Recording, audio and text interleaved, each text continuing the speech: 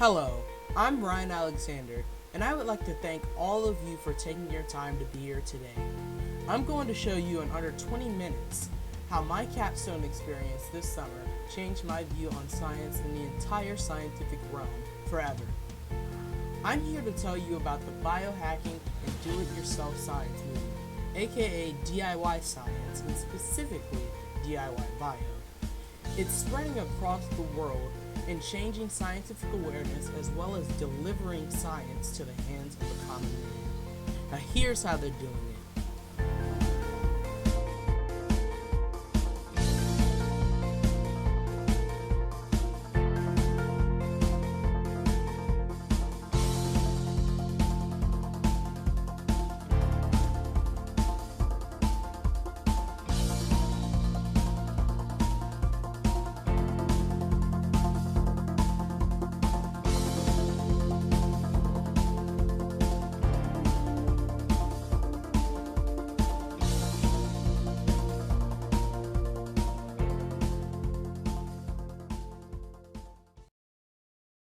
Space is, as far as we know, it's the only operating community biolaboratory in the United States.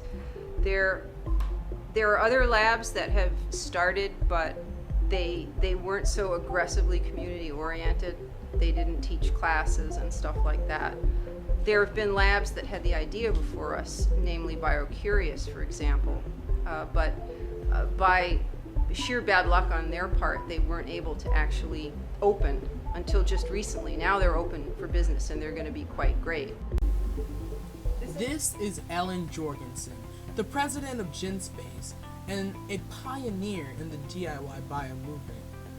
Ellen is a molecular biologist who has dedicated herself to what us biohackers call citizen science.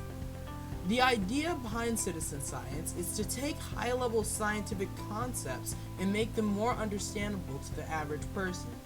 What this does is it allows for people to understand science in a way that doesn't scare them or turn them off, but instead intrigues them to want to learn more and explore deeper, which is the whole purpose of DIY biolabs such as BioCurious, GenSpace, Biologic, and other labs throughout the world. So don't worry about the air bubbles, you're fine. We heard about this magical building on Flatbush Avenue that was owned by this ex-designer who was very interested in creating a community, a very vibrant community with a lot of different members from all different walks of life. And this building is just amazing. We have a writer's workshop, we have beekeepers, we have musicians, we have furniture makers, we have cupcake makers.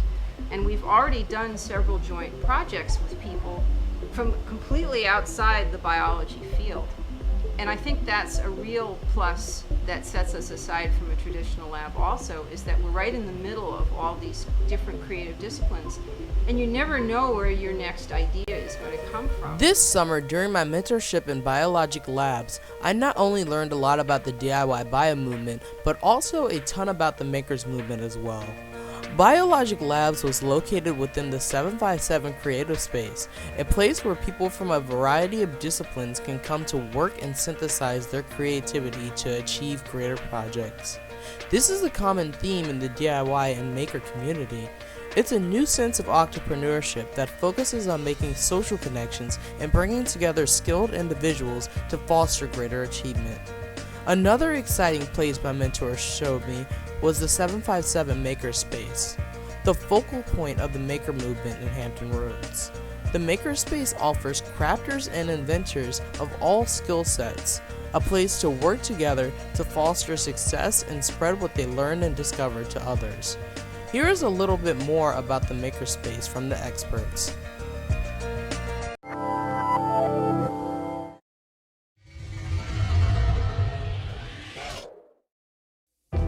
The Makers Movement is really an opportunity for people to get back to understanding how things are made, but rather than saying, what if or how could, you can say, I can, and be able to turn that to an opportunity right then to be able to create and make something.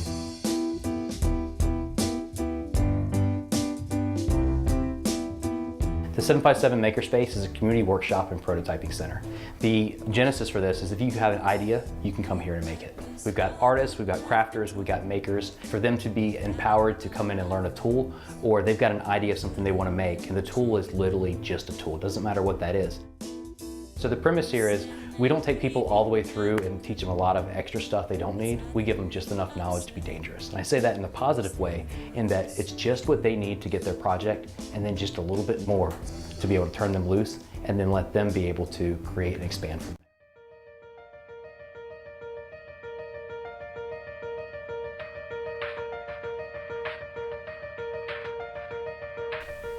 For more information about how you can get involved in the 757 Makerspace and potentially conduct your own experiments or simply come and explore, you can visit the website below or visit their Facebook page for more contact information.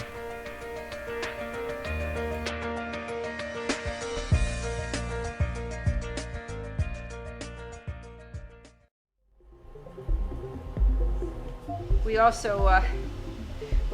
also played host to the FBI this year. We hosted a conference between the FBI and DIY Bio.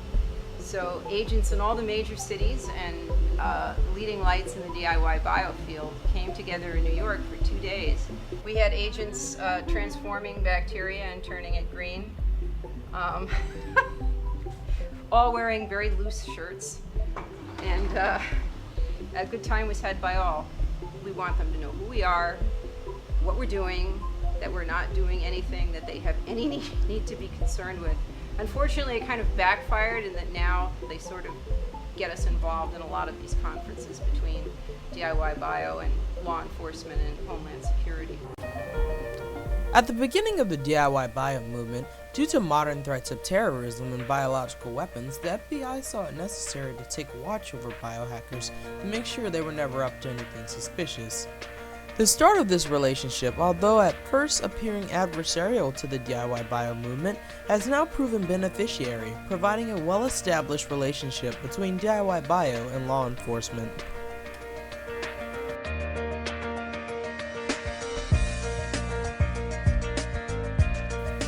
Not only are biohackers concerned with their relationship with law enforcement, but biohackers are also making an effort to always make sure they follow typical scientific ethical guidelines, following up with forms and ethical procedures in their experimental processes. Obviously, if you work for a biotech company, then what you're working on has to be something that may be profitable.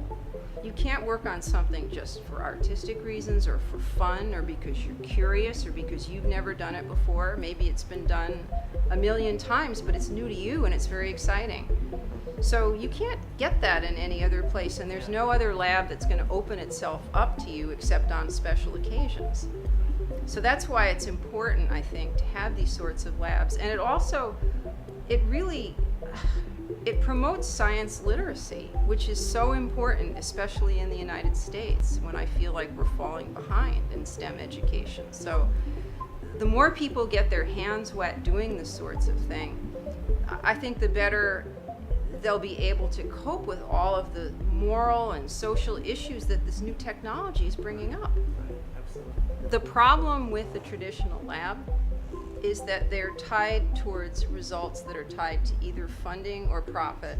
So if you're an academic, you're trying to get your next grant, you're working very hard, any materials that would be spent doing something public like this, unless there's specifically something that's in your grant that you have to reach out to the public, it's not in your best interest to do this.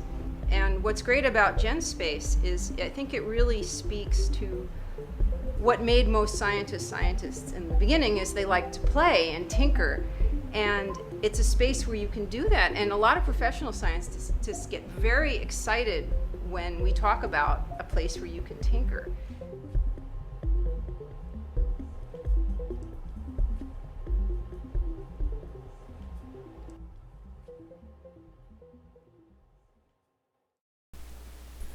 Now that you know a little bit about DIY Bio and the maker movement, it's time to zoom in on DIY Bio in the Hampton Roads community.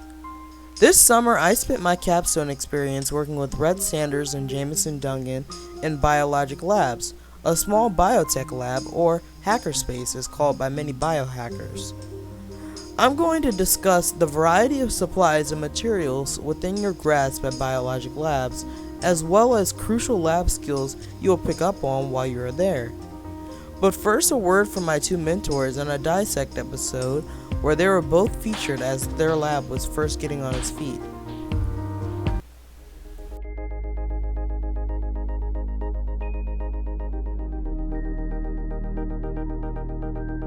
I was blown away by the concept of people starting their own labs and turning it into somewhat of a hangout spot for scientists.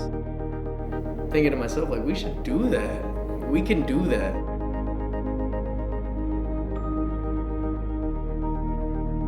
The task for us is to become literate in evaluating our sources. The answer is not that we can just say, okay, I'm going to leave it up to the experts. Identity that was constructed over the last 100 years. Culturally, we tell our stories that scientists are these special geniuses that you have to be really amazing and dedicate your life to this like monk-like pursuit of science and research. You don't have to go get a PhD to be a scientist at all. You just have to follow the scientific method and try and find something new in the world. Why does the public think that you have to be classically trained, or let's say institutionalized to use biotechnology?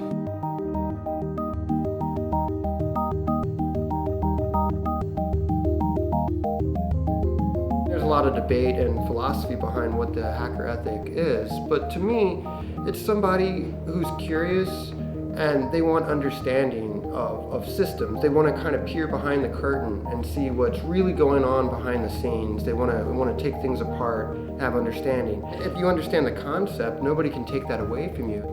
And that's why you don't have to have formal training in this.